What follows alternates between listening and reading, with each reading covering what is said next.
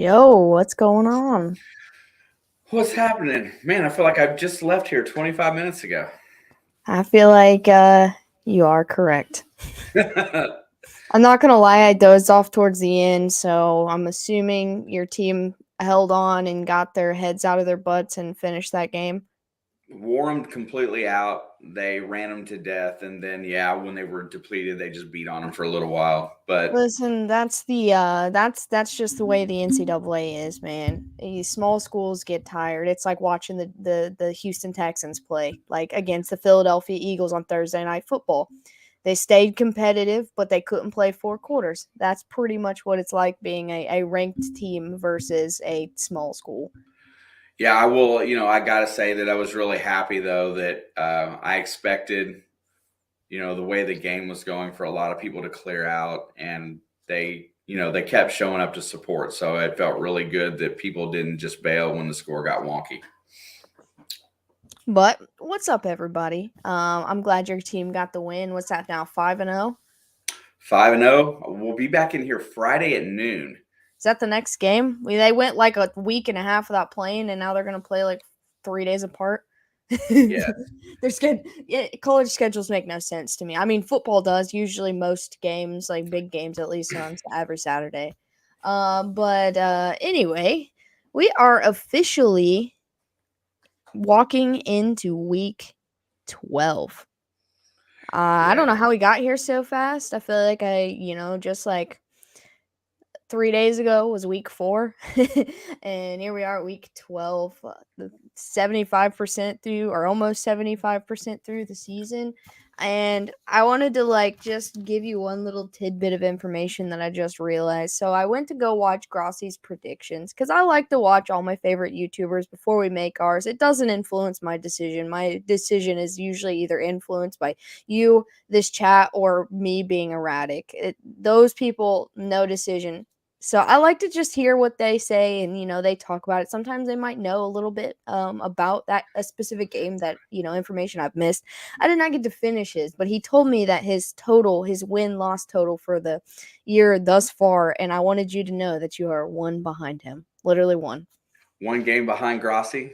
Yeah, I'll take and that as a compliment. yeah, I really you're at will. 99 and 65, and he is at 164. Well, he's been saying 63 because the app that he uses like gypped him a one game for something. It was one game, and he won't let that one go. But yeah, last week I did better than I thought because I went a little bit wild. I went 9-5. I know I didn't get to recap with you last night, but you went 10-4. I just want to say one thing since I was not on the screen with you. I freaking told you the Lions were coming. I told you, and that was the one game you were not going to budge on, and you didn't take me seriously. The You, rest of them, I was being erratic, but that was my lock of the week, and I'm riding high on that because you were like, I don't know, I can't pick against the Giants, and I was like, Giants aren't looking too good right now. you're right, and I honestly, I thought I was picking conservatively. I really did, and I thought that Like, I I thought that being conservative would save me a little bit, but I did. I did fairly well last week, regardless of that game. yeah, we both did pretty well.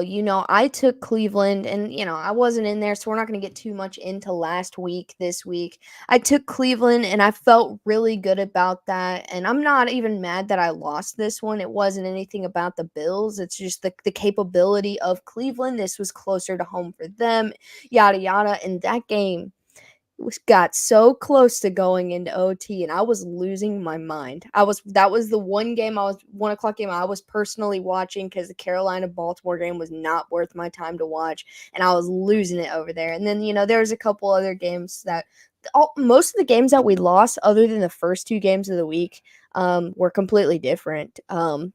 Picks that I got right and you got wrong, they were not things we were on the same page other than the Packers and the Bears. And so I thought that was kind of cool. That we actually split apart, but we almost came to the same outcome. Fair. But moving on to week 12, I just wanted to bring the Lions up, even though they will be the first person I am talking about, or we are going to talk about today. But we've got 3 games tomorrow. Thursday morning, Thursday afternoon, and Thursday evening football. However you want to word all of those. And so, unfortunately, I will be working, but you know what I'm going to be doing all day. So to kick off Thanksgiving, the game that, looking at the beginning of the year probably didn't sound like a pretty good game. But now we've made it through 11 weeks of chaos in the NFL, and I don't even know which teams are really, really good anymore. And we've got the Bills versus the Lions in Detroit. This is like a second week in a row for the Bills being in Detroit, so it kind of feels like a semi-home game for both. But what are your thoughts of this interesting matchup? Wow. Ask me this question 4 weeks ago. And if you asked me this question 4 weeks ago, I would have said Lions put up a decent effort, Bills dominate, but end up blowing them out in the second half. Now, I can't lie. I'm sitting here and I looked at this game earlier when I went to pick it, and I couldn't come to a decision. I haven't made a decision on where I land because if and the question is, and I'm excited to know, did they activate Jameson Williams for the game? I'm going to look right now. That's what I was actually doing as soon as you said that. Because I mean, he was a difference maker for that Alabama team last year, and they jumped up in the draft to get him, and they've been kind of and so I know he's got that kind of talent.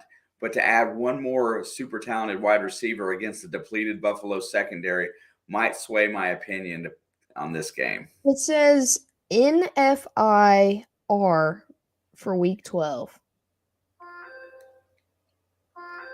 I don't know what that means. NFI-R. Not something off of injured reserve. Yeah, that's what I was kind of getting at. I'm going to guess he's not going to play. I think it's because it's on a Thursday that it maybe not, but I'm going to safely probably assume no. Yeah, but it would have made it that much more interesting because now look at this Lions team, 3 wins in a row. But also look at this Lions team. Yes, the 3 wins in a row, but look at their run game. That's what's going to hurt Buffalo. And if Buffalo can run the ball, same thing applies to both weeks, both teams. Well, let's go there really fast because that was the most impressive part of Buffalo's win this week was that they ran the football conventionally, and I talked about it yesterday. Their running backs actually got a chance to perform, and not Josh Allen just running all over the field being Josh Allen. They actually handed the ball off and ran plays like that to actually really build a run game in. If they wouldn't have done that last week, they would have lost that game. If it weren't for those running backs having decent games, they would have lost. And that's scary going forward because Buffalo is probably the top 4 most explosive team in the NFL. But right now they don't look threatening anymore. People are scoring on them. I mean, the Cleveland Browns put up 28 points on them. It was something like that because it was an 8-point game to 24 points on them. Detroit is one of the most explosive offenses all season long, with the exception of like the game against New England, which, listen, he's a younger in the head coach role. He's a young head coach versus Bill Belichick. It's the same thing as like a rookie QB against Bill Belichick. It's never going to work. We knew he was going to go in there and bully Dan Campbell. That's what was going to happen. And then just maybe 1 or 2 other games where they've been very shut down. But for the most part, this offense can score points. And the thing that my problem with Buffalo is, look, I've been putting them as a top 3 team all season. Before the season started, they were a top 3 team to me. Like, obviously, my bias, he put my team above them, even though maybe at one point this season they didn't deserve to be. Buffalo had that number 1 spot for at least a period of time this year. But the last 3-4 weeks, and yeah, you can blame it on Josh Allen's injury, but I think if he would have rested in that Minnesota game, he'd be looking a lot better coming after that game. Because he took a lot of bad hits in that game because people were going after that injury. That's just how it happens. But this Buffalo offense can still be just as explosive as you think they are, or think that they can be, but they also are making a lot more mistakes. I I feel like that I'm going to, I'm going to risk. I've been very conservative on CBS as well, trying to I'm keep up with definitely Dave. not conservative on there. Like in here, I've been trying to dial it in a little bit, but on there, I pick what I want to pick. So Um, I'm gonna go with what my gut says to do this weekend. Although I know that Buffalo's the better team, I'm gonna take Detroit in the Thanksgiving Day game because I just feel momentum on that side. it feels like more momentum than what Buffalo has. And this game just screams trap game to me. The spread is 9.5 points. Um, it opened at 9, and now it's 9.5. You know, And that's how my rule of going with these trap sounding games. I feel like I have to take Buffalo on this one. Not because I want to. I've picked against Buffalo for the last like 3 weeks. So this will be the week that I'm going to take Buffalo, but I want to take Detroit, and I'm hoping that I'm extremely wrong because I think the Lions are capable of winning this game. I yeah. think they have more going right for them right now. Also, right now, I think that if I would have went ahead and picked Buffalo for the reasons that you did, you might have went ahead and picked the Lions. I think I was gonna pick whatever you picked opposite because I can't really make a decision. Like I was very confident in taking Detroit, but I'm so sick of getting burnt by Buffalo at the most inconvenient times. Yeah, I'm not going on the. I'm going to go with the momentum thing on this one, just because I haven't been this year. I've been trying to pick with my brain and not with my heart. This is a heart pick here for me for sure. I feel the opposite though. I feel like my heart is telling me to pick Buffalo and my brain is telling me to pick Detroit. See, Wow, I feel the complete opposite, and that was why I was so torn about this pick. What's up, Holly? What's up, BC BC, Treasure Trails? He said Buffalo tastes good. I don't know. That comment right there almost inspired me to just change my mind completely. let's Buffalo go. does Pick taste it. good. Sticking with Buffalo. Yeah, I'm gonna stick with Buffalo. I respect that because I almost did the same thing. When I picked earlier, I did pick Buffalo, just so you I know. think you're 100% right, though. If you would have confidently just came out here spouting some stuff about, let me fix my camera real quick. But if you came out here confidently just spouting some crap about Buffalo, I'd been like, I wouldn't have even thought about it and took the Lions. Like, I just know. because you were so confident about it. But I'm Oh, not confident in this game at all. neither am I. This is going to be one of the. This really could have been a coin toss game, to be honest. Whereas 3 weeks ago, I would have not had any doubt in my mind and just picked Buffalo and went on. Yeah, you're probably right about that. But I've been wishful thinking again for Buffalo's not demise. Like I still want them to be good. I still want to see them in the playoffs, but I want them to drop a couple levels Can you before they think get the in there. conversation on Monday or Tuesday that we're going to have if Buffalo loses this game? I'm gonna be fired up. You don't even know. Like, Oh yeah, oh, it's gonna be awesome too. let's But moving go. on to our next game, two 7-3 teams in the NFC East. The Giants at Dallas. This is one of those games I'm not even the spread is 10. And that spread means 0 to me in this game. Um we saw what happened. Look, the Giants had a great first half, a fantastic first half of the season, but they did not have a fantastic time against the Cowboys at home. What makes you think this is going to be any different? Listen, this is what's going to happen. You saw what happened to the Vikings. They had like a franchise record of most times hitting a quarterback this year when they played against the Giants. That team isn't that much healthier than they were in like week 2 or week 3 when they played. I, this, I would rather see the Giants win this game, but I could probably take the Cowboys at like plus 14 here. I didn't have no problems with this one at all. Both teams are 7-3. I still feel like the Giants 7-3 is a little inflated with a little bit of luck in there and just being semi-consistent. I think Dallas's defense is what wins this game. I mean, they found their two-headed monster, dude. Tony Pollard is getting the bulk of the reps, and Zeke is playing well without that heavy load of being the number one guy.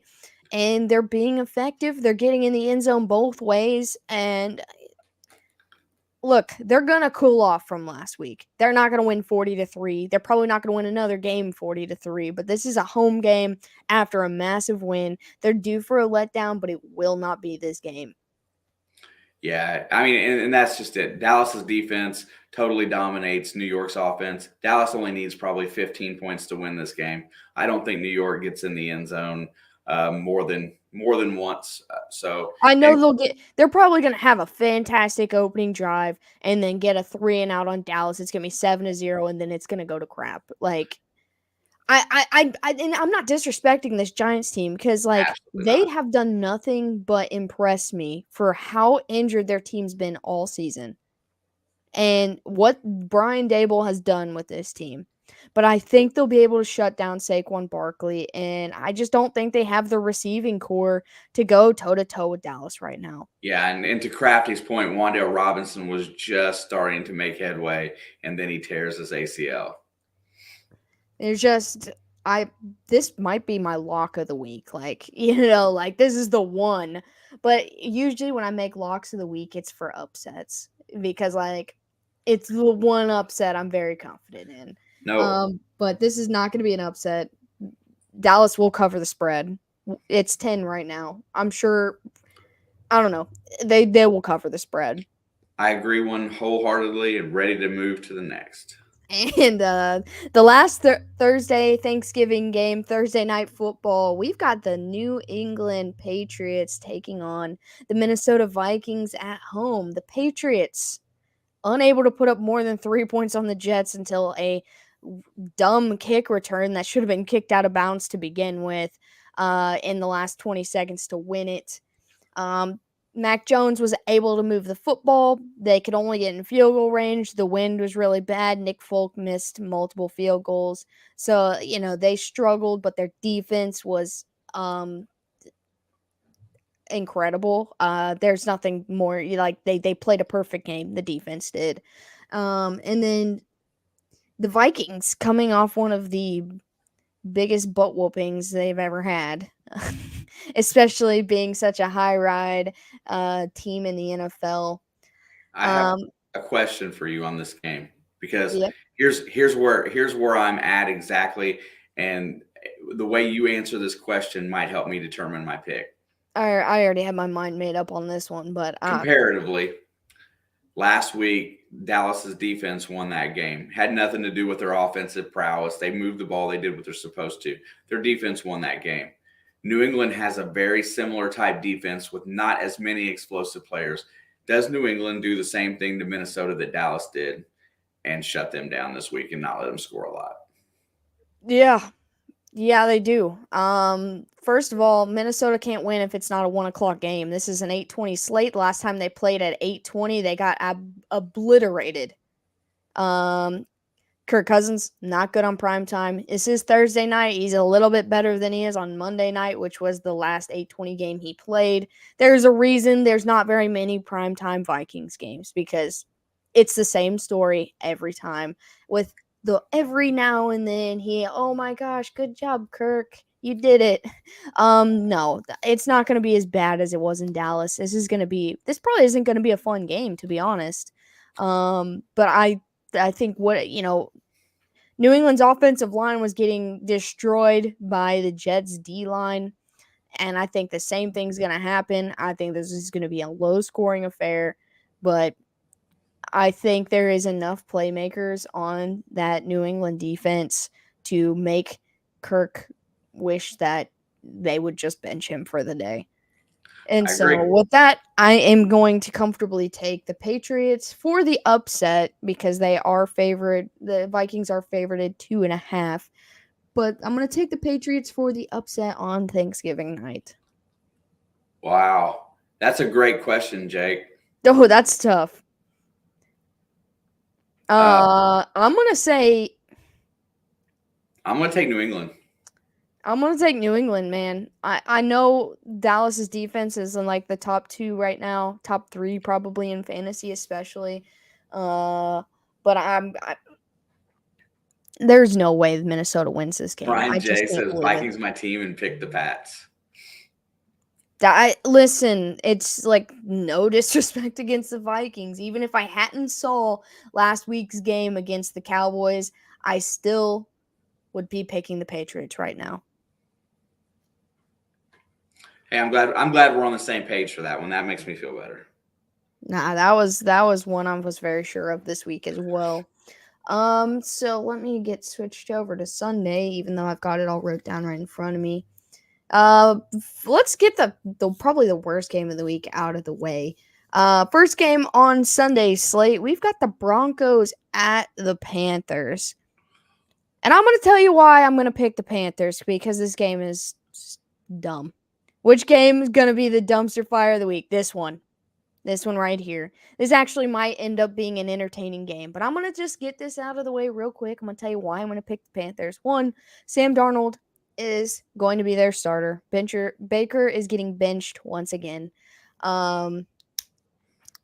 Listen, Sam's going to come in and he's going to have a massive game, like a 300-yard, 4-touchdown game, and everyone's going to be like, oh, we found our answer. And then he's going to shit the bed next week and throw 4 picks and have like 80 yards in the air. Like, that's what's going to happen because that is the trend of Carolina. Their defense is enough to slow the Broncos down. Sam Darnold's going to have a really good day and they're going to get the win. The Broncos suck. That's the end of the story. Now, what are your thoughts on this game? Well, so I was in the exact same boat you were in up until, and my God, and listen, I'm gonna beat myself for saying this, but I was riding home today and I was listening to NFL Network and I heard, I can't think of his name, interviewing Nathaniel Hackett. And Nathaniel Hackett was talking about this team and how they played and how close they've been all year long. And you know what? For some reason, his conversation swayed me. And I think Denver's defense is better than Carolina's offense any day of the week. I agree. And I don't think that Carolina can score. Russ Wilson is not playing great football, but I think he's going to outdo Sam Darnold, and I'll take the Broncos on the road. That's fair. I just think the Panthers have played pretty decent at home. And also, they held the Ravens to only 3 points until at least 7 minutes left of the fourth quarter. This past week. So the Panthers defense is enough to shut them down. If you can shut the Ravens down, you can shut the Broncos down because the Broncos shut themselves down. Okay, but that's a good point too. I think Two this bad pick teams. needed to be split up between us anyway because it's such a bad game. Someone has to be right, but both of us can't be. No, I know that Denver's a top 5 defense, but when two bad teams play each other, it usually ends up being a really good game, like an explosive game. So, I think this I would like for no other reason than pure chaos. I would take the over in this game. I think I like the under. It makes sense because both these defenses are playing really well to take the under, but these are two bad teams duking it out against each other, and it's going I to mean, be how really many pick stupid. sixes can you throw in a game? That's what I'm saying. Probably a lot. If you're Sam Darnold, you could probably throw 4 in one game, and if you're Russell Wilson, you might not throw a pick 6, but Carolina versus Cincy is like Minnesota. I don't feel the same way at all. Carolina put up at least 20 points in that game. Minnesota put up 3. That's embarrassing. They took it off TV. 11. I have no idea. He said 11 pick sixes. Book it. I'll put a sports bet on it. What up, puppet? Next game we got on this slate. I didn't want to spend a lot of time on that one because it's just the Trash. tank bowl. We've got the Tampa Bay Buccaneers coming off a bye, heading to Cleveland to take on the Cleveland Browns, and it's going to be a 3.5-point spread in Tampa Bay's favor. Wow, this is a tough game, honestly. It really is. What do I think? What do I really think on this game? I have no flipping idea. I think I'm with I'm going to go with Mickey. I want to pick the tie. I mean, I know that I can't pick the tie, but that's really how I want to feel. Is Tampa Bay turned the corner and are ready to play some real football? Well, after their last game, they beat Seattle in Germany. Seattle's got a pretty high-powered offense. They played really well there. God, just yeah. I wanted you to go first because I wanted you to go through all of this mental on this one. Look, man, this is horrible. I think, but I'm gonna stick. Okay, I've got it. I'm gonna stick to my guns, and I'm going to say Cleveland is still Cleveland, except for when they play the Bengals. Give me Tom Brady on the road. I'm taking Tampa Bay in this game, and no disrespect to the Browns because they're gonna shoot me in the foot and win this game. Like the Browns, they're averaging 7 more points a game than the Buccaneers. They're averaging double the amount of running yards as the Buccaneers, and in the passing yards, they are averaging about 40 yards less than Tampa Bay.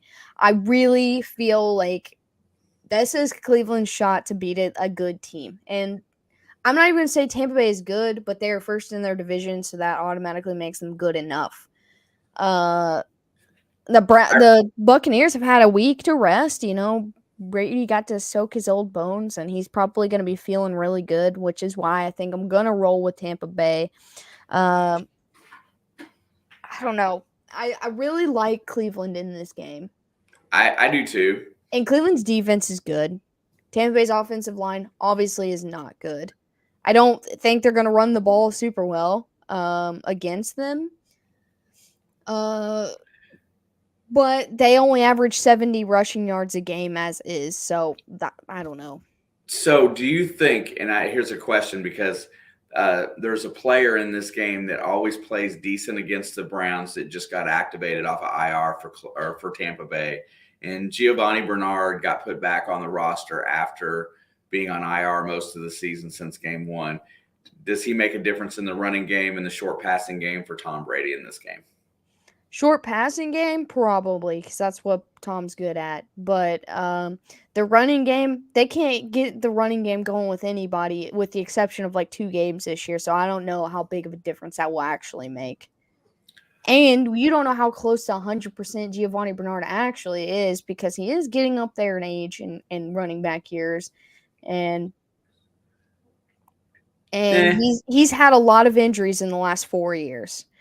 So I don't know how close to 100% he is. I don't know if Leonard Fournette is even 100%. I know he's listed as questionable. Rachaad White, he has been their savior the last few weeks in the run game. But I don't even feel right taking Tampa Bay right now, but I feel like I need to. Like, I feel the same way in this game that I do in the Detroit-Buffalo game. Because Tampa Bay is supposed to be significantly better. But Cleveland looks better. And it doesn't help that they were on a bye, so we didn't watch them last week.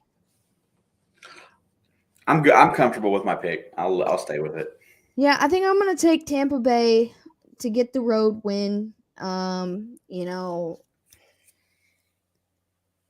Both these teams really are weird. And so I'm just going to leave it at that and call it a day.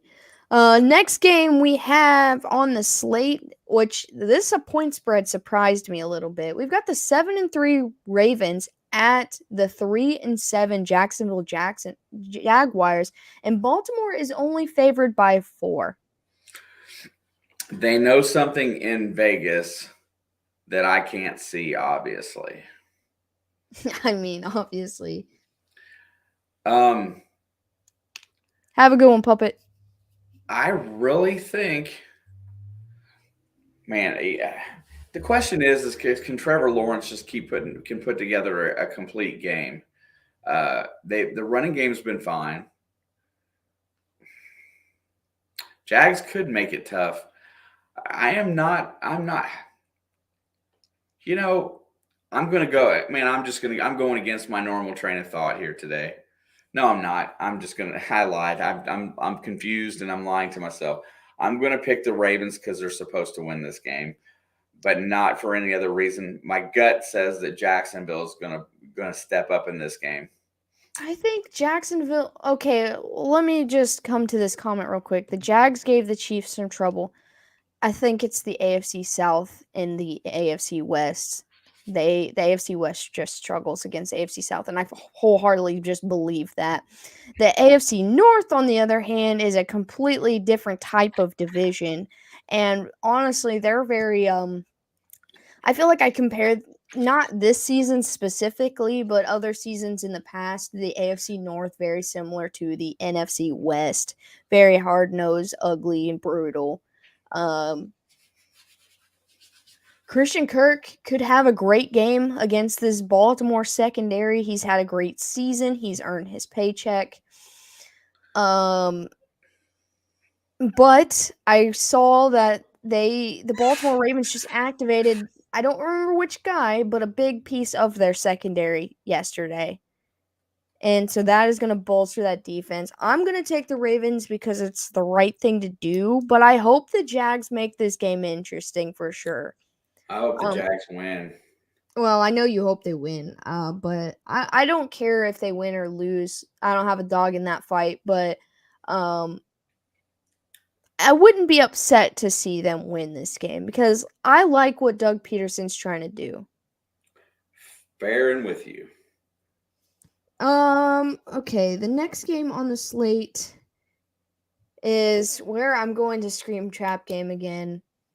Um, wait, let me read this real quick. Ravens and Jags have met 22 times. Ravens have won 10, including the last meeting. The Jags have won 12. In 2017, the Jags blew out the Ravens. Okay, so I feel like it's a very history thing that helps this points. And the Jags are not a god awful team. They just aren't there yet. Like they're a good team that's not there yet. Like the Lions. They're like the Lions. That's a game to watch. I feel like that's going to be a good game. I don't know why I'm having so many camera issues today. All right. But anyway, on to our next game.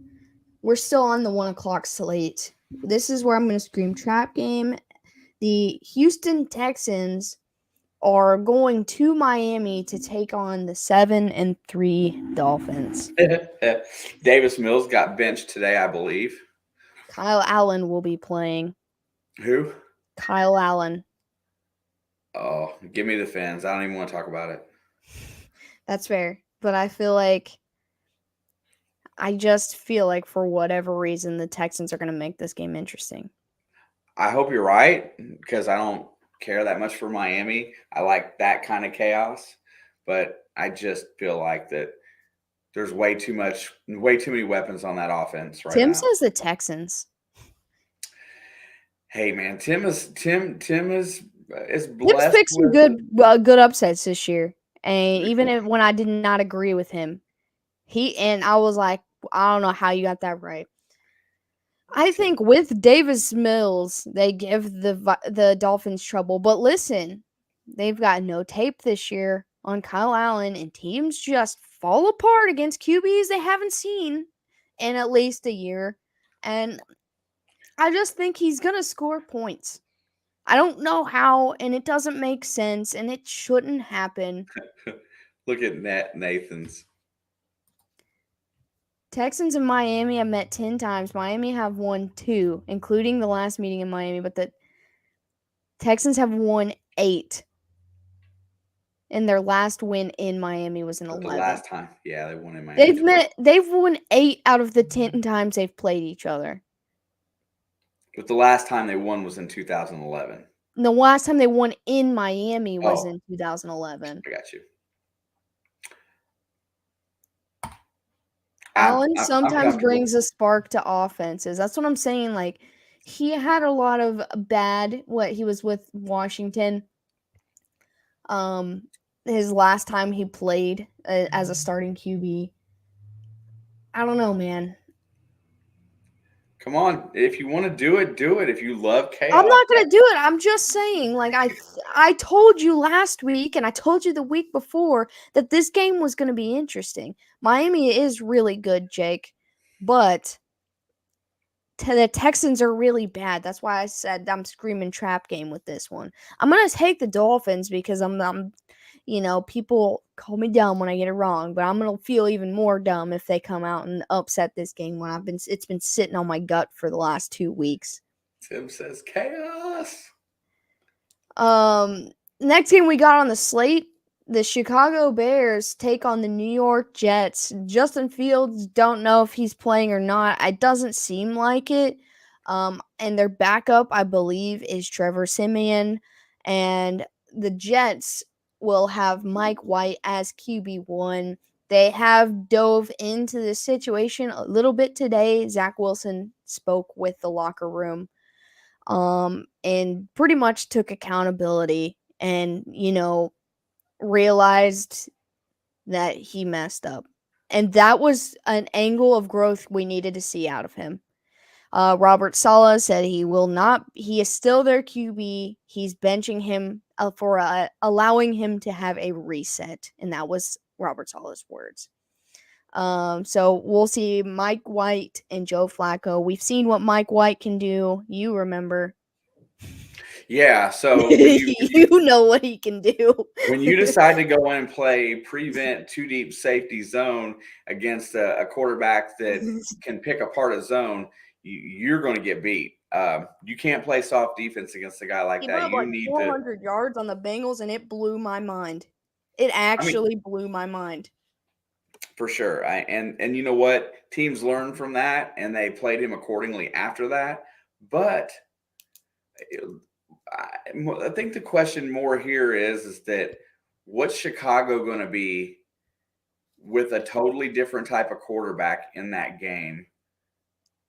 Listen, I've seen moments of good out of Simeon with the Saints, and I've seen his worst moments. I watched him finish a game and beat Tampa Bay, but I've also watched him have a 3-interception get completely shut down day. Okay, I think I'm ready. I already got my pick. I just wanted to talk it out with you. Yeah, I don't like this game. The bigger part of me says pick the Bears, but for some reason, I'm going to go ahead and I'm going to stay with the Jets, and Mike White gets the win. But I haven't given up on this team yet. I kind of have, but Not me. in No. this instance, it looked bad, right? Yesterday. And then I took a nap about an hour ago. It was only like a 30-minute nap. But when I woke up, I was reading all this stuff about Zach Wilson talking with the locker room, and he actually earned real respect from me. Because that is not an easy thing to do, is to basically go out and on the media where everybody in the world's going to see it if you say something stupid, and pretty much just he laid an egg on himself, and he's got a 53-man roster that's all turning their back on him, and he went and stood in front of all of them and talked to them like a man should do, which I didn't think he had it in him. I thought he was still a boy, okay? And he grew a pair and went up and did that, and he is trying to repair what he had messed up. Listen, he's only lost 2 games this year, and both of them were against the Patriots, who are supposed to have their number. So, and you can't completely say he's bad because I've seen good things out of him this season. I think the Patriots are just his kryptonite, okay? And that's fair because that whole team's kryptonite has been the Patriots. And he is learning from his mistakes, and we're watching him grow right now. So And I have not given up on this Jets team. I Robert Saleh has done a great job. This defense is blowing everybody away. Sauce Gardner out of his mind. That D line out of their mind. And look, the Bears' offensive line is crap. I I love and respect your opinion, and I understand it completely. But the exact same reasons that speech in that locker room tells me that Zala grabbed him by the throat, put him in there, and says, "Listen, you're not going to treat your team that way. You're going to say this. You're going to go in here and say this. This is what you're going to do, and then you're going to sit your ass down and you're going to watch." And he's treating him more like a 5-year-old than he is a man. He made him go in there and do that. But either way he did it, he could have thrown a fit and not. And they could have kicked him, right? They could have kicked him straight to the curb. Yeah, he's not going to. He's not. He. Oh, I messed up. I got to do what I'm told now. I don't know that he learned anything yet. I'm gonna find that. I'm gonna find it real quick. I don't know that he learned anything. I think he knows what he's being told to do if he wants a job. Listen, if he there's was a being told to do anything, he wouldn't have went up on that stand and said what he said.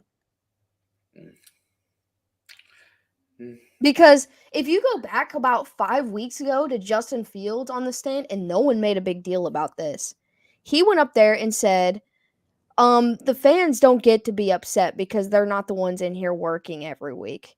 He literally pretty much said the fans, we don't give a crap what the fans think.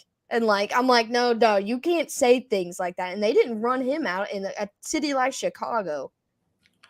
Now they worship him after he crapped on their entire fan base. I mean, their fan base deserves to be crapped on. No, I agree completely. So, I mean, I at that same point, that fan base got exactly what they wanted this year, and let them. I mean, fair enough. I just don't think Zach Wilson was showing maturity. I think he was being forced into a conversation. Let's see. I'm trying to read this article. And I love having a differing opinion because I felt this all day because we were talking about this yesterday that, he may or may not get benched. I thought Zala was going to beat him up a little bit, make him do a lot. I didn't think Saleh was going to bench him. I came in here while you're streaming yesterday, and out of the few things that I said was, I don't believe he will get benched. I refuse to believe that. And then the next update from the NFL I got was that he got benched as soon as I woke up yesterday. I thought Zala was going to take the same approach, make him do that today, and then say, listen, Zach's learning from I just feel like they made that decision so fast.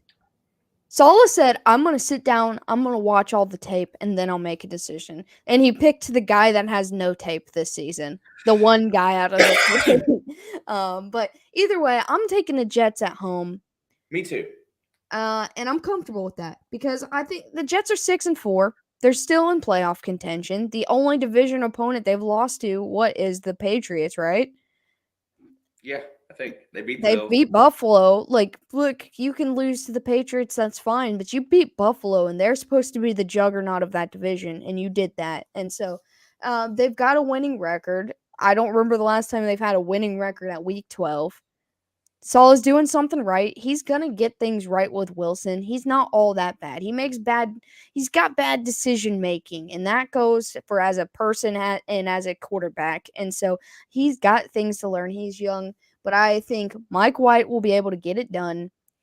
Chicago is holding on to the number 3 draft pick right now, and I think they're okay with losing, especially if Fields is hurt right now. It's not as bad. It's not as big of a loss for them, and I think the Jets will come ready to play. I think Saleh's gonna light a fire under all of them. The records are the records, regardless, and that's got to be taken into account for something. Exactly, except for the Giants against the Cowboys this week. No, I can't. That is the one that I'm for sure on, and because I am so sure on it. The Giants are gonna somehow win that game. Next game on the slate. We got the 6-4 Cincinnati Bengals heading to Tennessee to take on the 7-3 Tennessee Titans. And I'm going to hand you the mic. Can they block? I think there's enough firepower on the offense. I think Tannehill's playing better than he was last year at playoff time. Do I This is think Tennessee? and I didn't think about this when I was trying to like make my picks earlier in the day, but this is a kind of a revenge game for the Titans because For sure. the last time they played was this past playoffs. They got Yep. 7 sacks and lost. They're probably very mad. Oh yeah, so will Kansas City be on December the 4th. I mean, you're talking about they're on the revenge tour right now because their remaining schedule is probably the toughest schedule in football, and they've got to somehow make it to 10 wins to make the playoffs. But I think it does. But I do think it starts this week.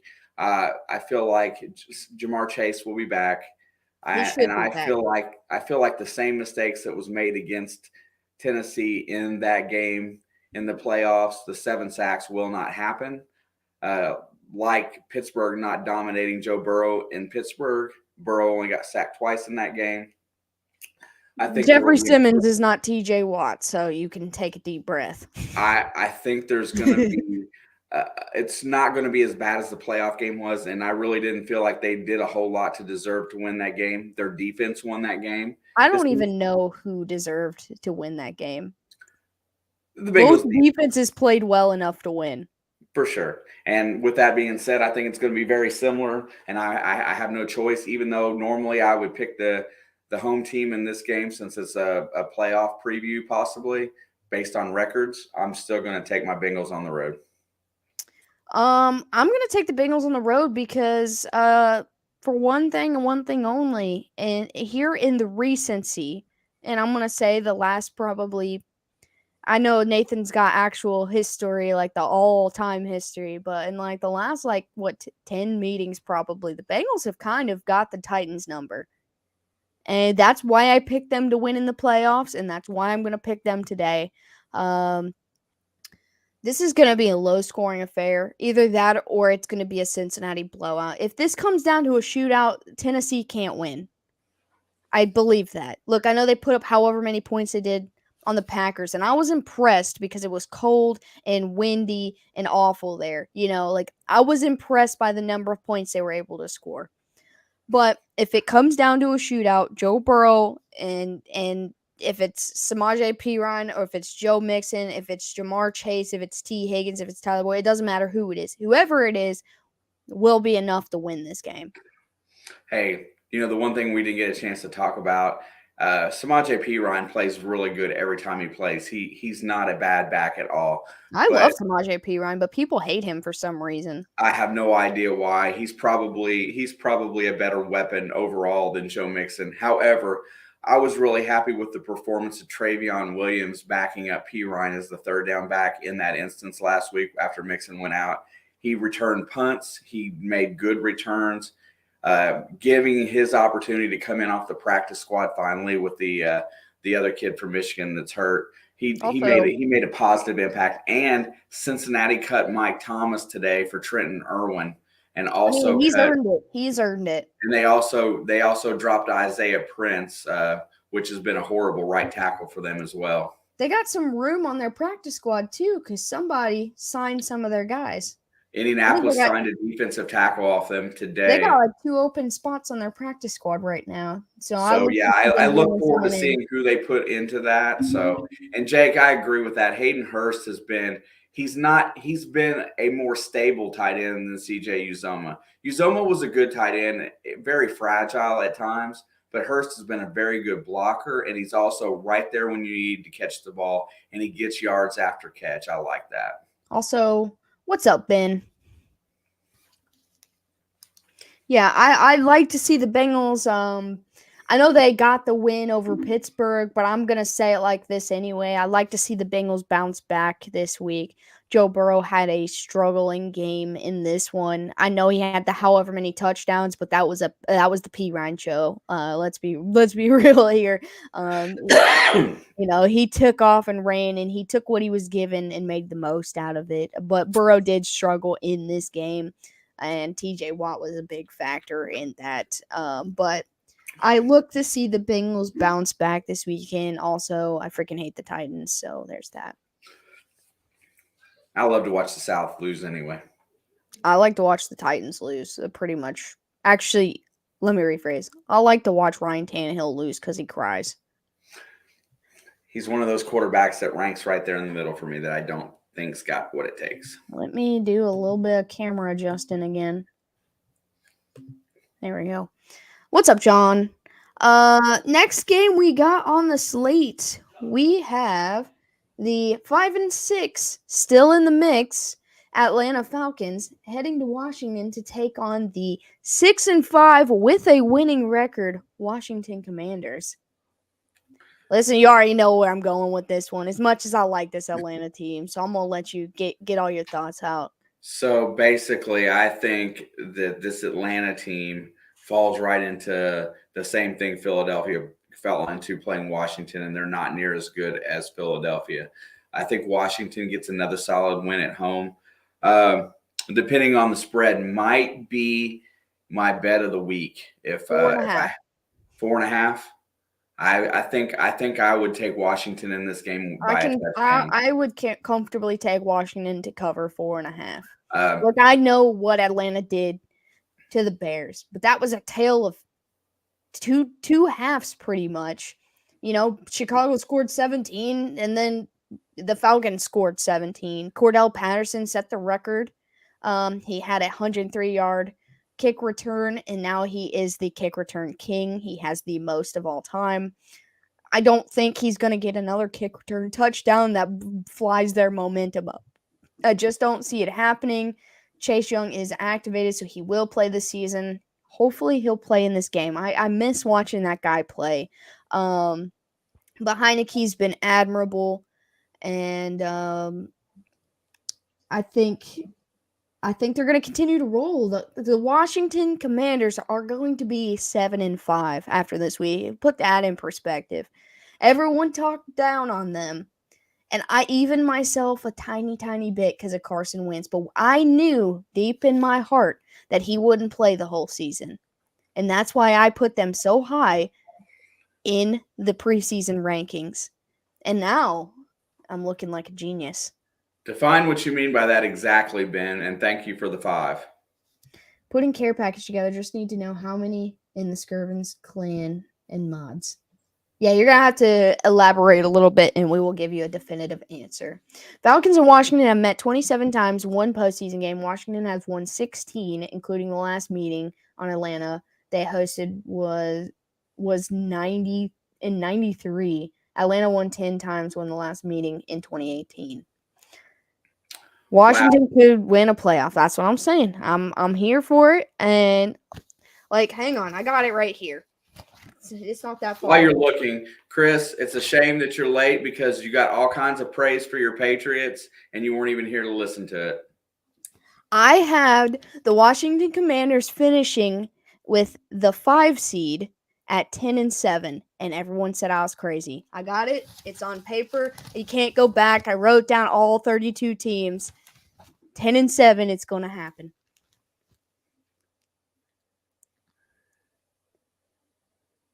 Gee, I wonder what changed. I knew in my heart. God, why does this keep going fuzzy on me? Yours doesn't do this. No, and I don't think we're having any connectivity issues. It's not anything. The camera doesn't have anything to do with the connectivity, but I knew deep in my heart that Carson Wentz would not play the entire season, or else I would have put them at 6-10 probably, or 6-11 or whatever. I'm still not positive what Ben means. I mean, family members. How deep are you going into the family? Do you want to know who lives in the house? Just give him some time, man. We got how many mods we got? We got Puppet, Shelby, Tim, Nathan. And then me and you. 4 mods. And the family is everybody in here is the family. So that's hard. I didn't praise the class. How is Washington 6-4? Because Carson Wentz is on the bench. That's what I'm saying. Taylor Heinicke. It's Heinicke time. And they're going to keep rolling with him because Wentz is healthy now, and he's still riding the bench. They haven't brought him back from IR yet. They have 3 weeks to do that. They can leave him there. Heinicke's going to take him to the playoffs. All according to the plan. You're not a mod because I want How to be would able you to put rank them. last? You were just the last one named. You're not ranked last. You're Quit not reading into things. ranked last because I was looking at your name when I said that. And so in my head, you were the first one, and then I was naming them. You're not a mod because I want to be able to put you in timeout whenever I want to, whenever you start getting in on about Tom Brady. Taylor smacks teams heinies. That's right. That's my boy. So the Commanders are going to win this game. It might be a good game, actually, but not good enough for Atlanta to win. I agree. Next game on our slates, we've got the Chargers heading to Arizona to face the Cardinals. Chargers 5-5, and the Cardinals 4-7. The Chargers are favored by 3. God, Kyler Murray should be playing. I feel like this reeks of trap. I really do. But you Which know team is what? I worse? think with Keenan Allen back, I think Justin Herbert plays like Justin Herbert a little bit more. He has an extra weapon out there. And I think that Kyler Murray has not proven that he can score with anybody just yet. And so I'm going to stick with the Chargers on the road. I'm going to take the Chargers on the road because I just want the Cardinals to continue to lose. Like, this is a heart pick. Because in my heart, I should be like, Chargers are going to lose. The Chargers easily can lose this game. Look at no offense, Nathan, but look what the Raiders did in Arizona, okay? They had a game and then they lost it. And that's exactly how the Chargers play football. So this is a great coin flip game because Chargers are a good football team that are really good at losing games, and the Cardinals are a bad football team that somehow scores a lot of points sometimes. Not all the time, but sometimes. But I'm going to take the Chargers because it's the lesser of two evil, I guess. They've got the better record, so I'm going to take the Chargers. I don't have any justification on this one because both these teams like to lose football games. Chargers What's have up, Hey won Coffee? 10 out of 14 times. I'm taking the Chargers. Thank you, Nathan. Yep, that's my pick.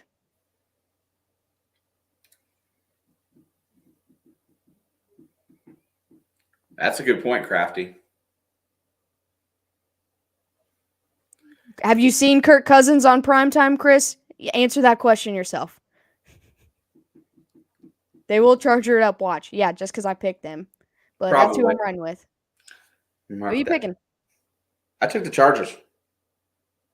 All right, next game, we've got the 3-7 Vegas Raiders at the 6-4 Seattle Seahawks. The Raiders coming off a win against the Denver Ponies, and the Seahawks coming off a bye after coming off a loss in Germany. The Seahawks needed a reset. You know what? They finally got beat by a team that was just very well ready to play them. I think Tampa was prepared for that game. I think they rebound this week and beat the Raiders. The Raiders are good enough at beating themselves. They don't need anybody else's help normally, but they did beat Denver in overtime, which the Donkeys are bad too. So I'm just going to stick with Seattle. Geno Smith continues. I'm going to pick Seattle because it's hard to pick, or it's hard to play in Seattle. Fair. Anytime. So that is my reason 100% because this is only a 3.5 point spread.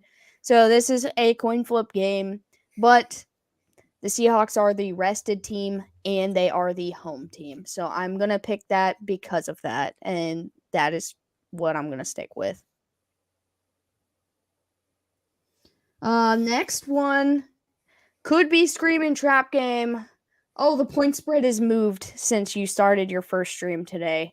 It was 14.5. Now it is 15.5. I hate that so much, but the LA Rams are heading to Kansas City to play what should have been the last Super Bowl rematch. But the Chiefs shot themselves in the foot twice last year against against Cincinnati. you already know who I'm gonna pick. I don't give a crap about this point spread because it's my boys. Will they cover the spread? Yes, they will cover the spread. Look what they did to Arizona. Arizona's just as bad as the Rams. No Matt Stafford again. No run game. They cut Darnell Henderson. So it's just Cam Akers and some late rookie draft picks. The Rams are bad. End of story. I agree. How about that? All right, fair enough. As much as I could sit and talk about my team for 10 years, like that's it. It's a beatdown. Bryce Perkins starting in the place of Stafford. I don't even know who that is. Question is, how many touchdowns does Kelsey get? 2. I'm guessing 2. Nah, I'm guessing 2 because listen, Pacheco is going to get a touchdown in this game. Kelsey's going to have at least one. 51 equals 53 Chiefs. Noah Gray's going to get a touchdown in this game. Kadarius Toney was not practicing. I don't know which wide receivers are coming back, except for McColl's on the IR. That's all I know. And Clyde Edwards-Helaire is on the IR as well. Officially. It doesn't matter. The Rams suck. End of story. Next game on the slate, we got the 4-7 New Orleans Saints at the San Francisco 49ers. This will be the first week in a lot of weeks that I will pick against the Saints.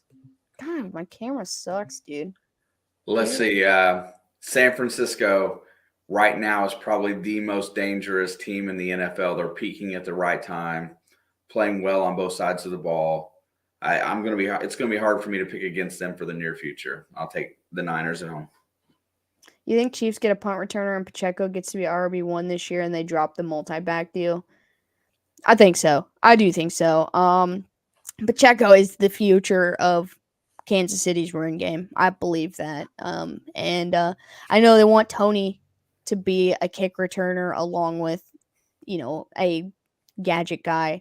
But I think Sky Moore is getting a couple reps, which is scary, but he needs to. I don't have any autofocus on. It just does it.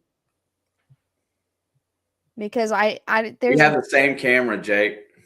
Yeah, him and I have the exact same camera that are all laying on the same settings. I don't know why it keeps doing that. Mine did that for a while, and I don't know what the difference is. It did it last year, and it hasn't done it in a long time. Yeah, I don't know. But anyway, Saints versus Niners. The Niners might be the scariest team in football right now. I think that's easy to agree on. I mean, honestly. I don't need a new camera. Jake's right, it is probably just too dark in here, and it's just trying to focus. But my camera's fine. Like it's the same one he's got. His is fine.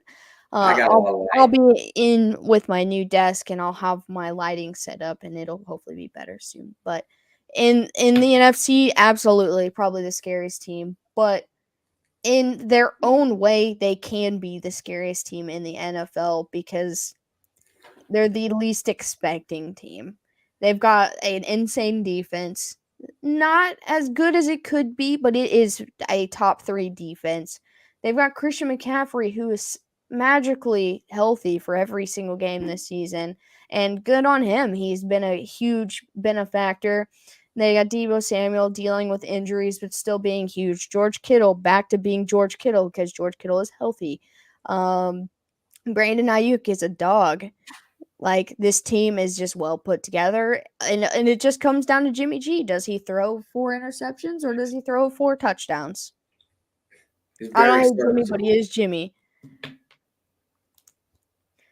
Tim says the Saints, and I got much respect for you for saying that. This is a 9.5 point spread, so it is too close for me to deem it a complete and total upset. I'm gonna take the Niners because the Saints burn me most weeks. Does Olave score this week? I think that's a given. At this point, I think he'll score every week. I'm getting very frustrated. By far the most open target in that on the receiving core. I don't think they're going to run the ball very well against this Niners team. So they're going to have to throw. It's going to be an interesting game, but I've got the Niners. Oh, sneaking away with the win. These last two games. Did you make your pick yet? Yeah, I picked the Niners. You gotta say it to me. San Francisco.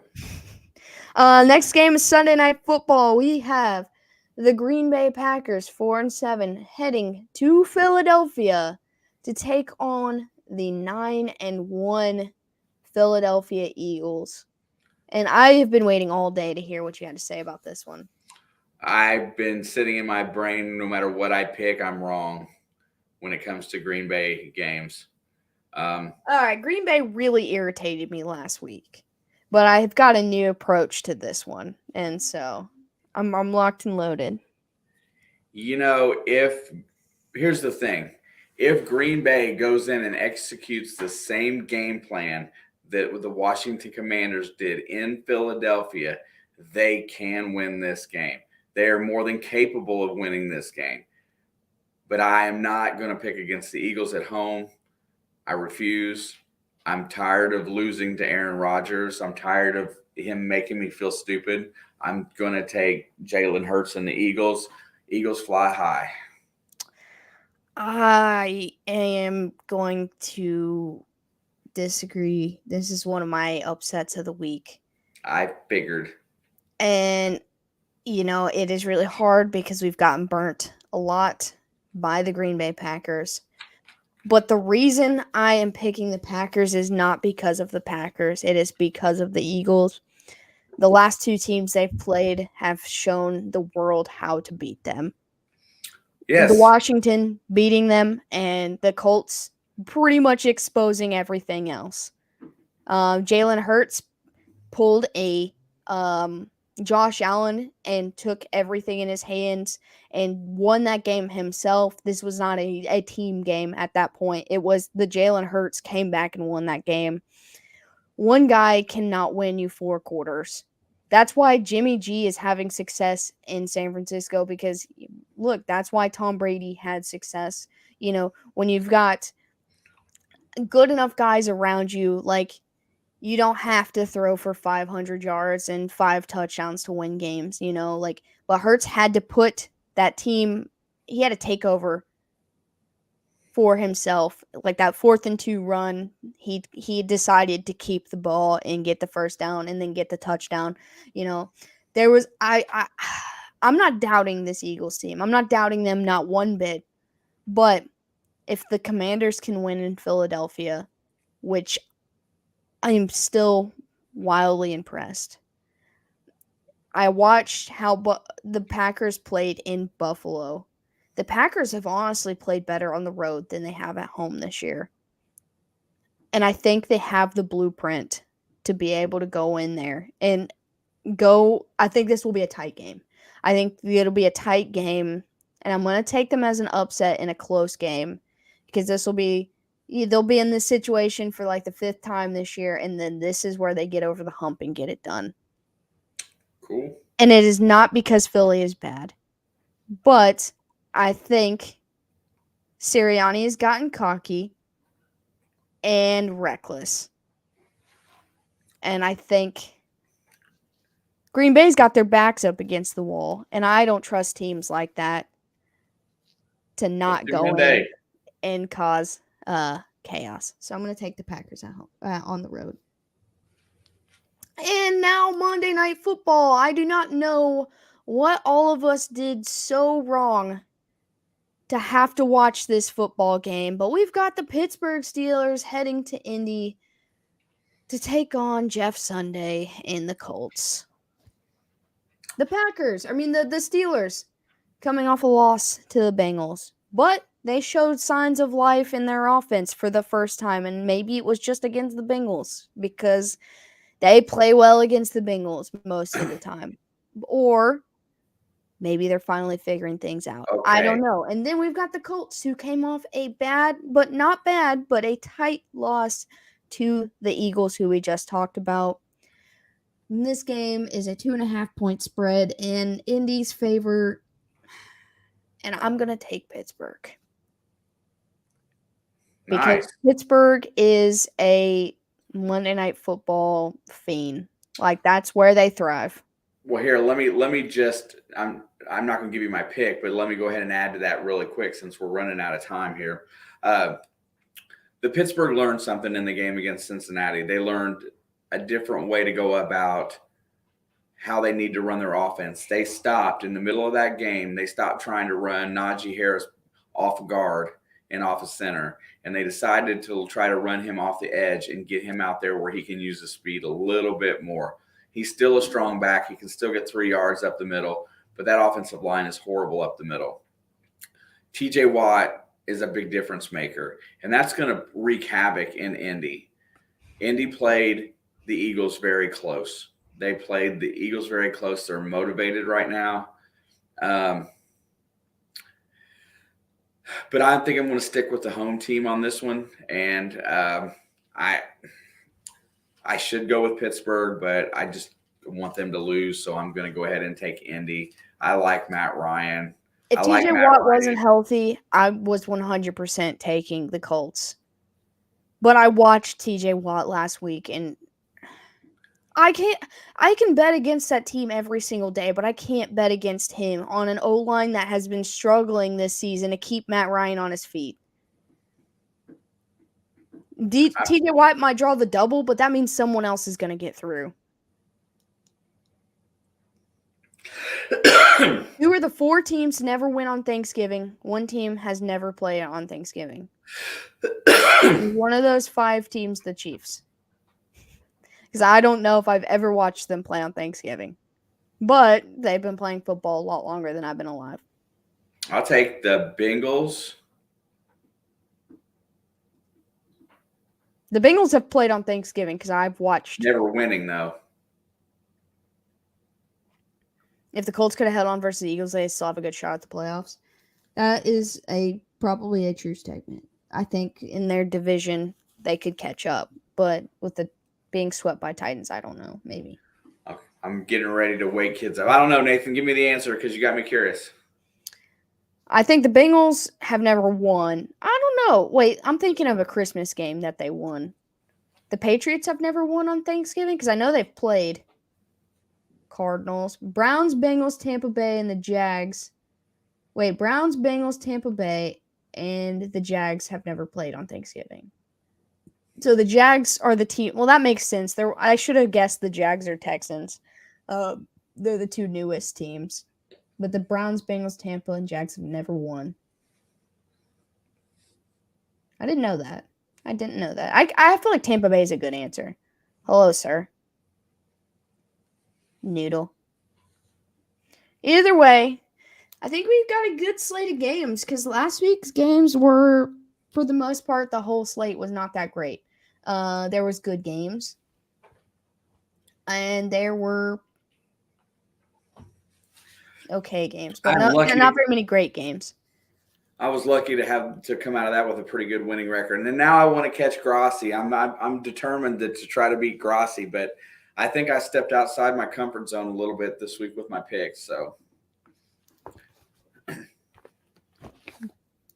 Patriots fans don't pay attention to that kind of thing. They just care about winning. They don't know when it happens.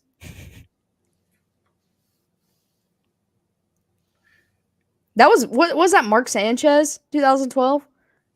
Butt fumble. What was that? I don't know. Anyway, we got a good slate of games, except for Monday night. It could be good, I guess. I don't know. It could be so bad that it's good. Well, those are usually the one we have the most fun. Yeah, I thought that was butt fumble. Yeah, that's what. Well, yeah, I was pretty much saying that Patriots fans have like this many. Jake, thank you. Hey, Jake, you as well, and everybody in here. I might try to run a Q&A type stream after the games tomorrow or something. If he's not able to get in here for one game, I might try to run something because I do not believe that there's any chance unless I did not go to work tomorrow and I can't call in on a holiday. It's just against my morals. So if I do not see you guys tomorrow, I hope everybody has a wonderful Thanksgiving. be sure to check the community tab in the Discord if you want to see if something happens where we feel like we can make it. It's possible that I can get in here for the night game. Not saying that it's probable. Yeah, I'm about to drop all of the polls for the games tomorrow, all the Thanksgiving games, so make sure you go to the community tab and vote on it. You have too many morals. I mean, I need money, so I have to go to work. Jeff, thank you. We appreciate you. I appreciate that, Jeff. Yeah, happy early Thanksgiving to all of you guys. I know Ben is probably already in Thanksgiving. It's probably Thursday. I don't know how Australia does that holiday, but happy Thanksgiving to you as well. Jake, unfortunately, I'm doing the Michigan-Ohio State game, or that would have been fun too. Wait, which one? The Oaken Bucket game. That's Indiana-Purdue in football. Oh, yeah, that is a big deal. I mean, it's a big deal, but I know that Indiana's not been great, that fun to watch this year in football. There's a lot of Michigan and Ohio State fans that kind of ring in here, so that's why. And a lot of people have asked you to do that game specifically. Yeah, I know. I'm kind of excited. But prepare for the Bulls. So tomorrow, if you do not see him for a game, we might try to pop in here late for a Q&A or something. Friday, basketball game, he will be in here. Saturday at noon, he's got the Ohio State Michigan game, and if we do anything later, we may not. And then Sunday, obviously, we'll have our regular schedule of games. You're probably going to get the Chiefs game, so that'll be cool. The Slaughter game. Excited. I got to go wake the boys up. But we got a couple things coming to the channel real soon, so make sure you keep your eyes on that. If you haven't joined the Discord, the link is in the description. And also, if you want in the Discord on the NFL tab, I know Mickey has already done so, but you can go in there and drop all of your predictions so we can keep track of them all through week 12 and follow them along together. If not, that's okay. Rams equal worst defending Super Bowl champ ever. As long as I can remember, yes. I think there was only one team I saw like have a really bad after the Super Bowl, and I can't even remember. It might have been a Steelers team, but I don't think that sounds right. But I'll have a scotch or 5 for all of you. Hey, cheers to that, Ben. Just another freaking fracking day. Oh, yeah. It is for me. Tomorrow is a long work day. But I'm going to hop off here. I'll get the polls up on the community tab as soon as I log out of this, or I shut this stream down. And like I said, anybody who wants to share their predictions, just head over to the NFL tab in our Discord, and you can drop all your predictions. We can keep tabs on them. Hopefully, one of us will see you, or both of us will see you tomorrow night. Falcons 2016. Oh, wait. Yeah. Early 2000. It might have been the two. Yeah, that might be one I'm thinking of, but I think it was after the Bucks last Super Bowl because it was a team that I remember. I was only like 5 or 6 when the Bucks won their last Super Bowl, so I don't know about that one. You got any last words? Man, I've had a fun day today. Anybody that came in and watched the stream earlier and then come back and hung out tonight, much love. Appreciate you guys for hanging out. A lot of fun. I will see you guys as soon as possible. Hopefully tomorrow. Fingers crossed. Fingers crossed. All right. Much love, everyone. Happy early Thanksgiving. Hopefully we see you tomorrow. And go Chiefs. Hoo day.